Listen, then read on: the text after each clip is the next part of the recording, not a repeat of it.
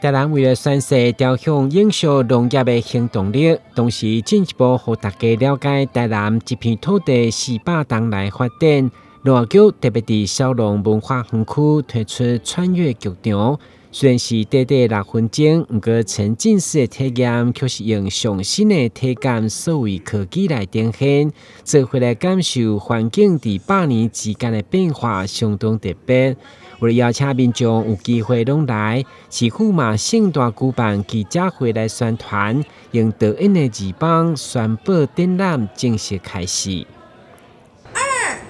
1 ，Action！ 我们永续农业穿越剧场正式启用，农业永续靠你。所以透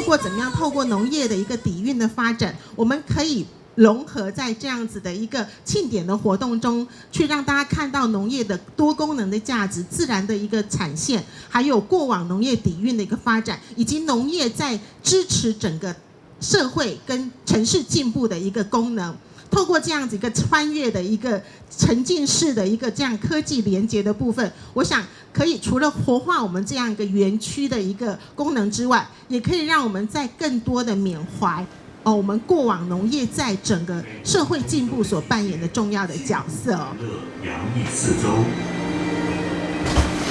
年复一年，日复一日，四季轮转。那在这个数位科技剧场里面，可以让大家看到，短短的6分钟的影片，可以概括大家看到这个农业科技农业的发展。除了过去老牛还有这个老农之外，现在还有更新的这个科技农业，那所以说我想贯穿这6分钟的影片以及沉浸式的体验，可以让大家来了解台南以及台湾农业的缩影。欢迎大家一定要来台南看，而且很重要的是，我们这个展出之后呢，我们这些设备都还会留下来，来转移到另外一个地方，让有兴趣的民众可以继续来探索。因为绝对不会让一个变成展览过后就变成展品就变成废物了哈，所以我们绝对会好好的来把这个有限的资源做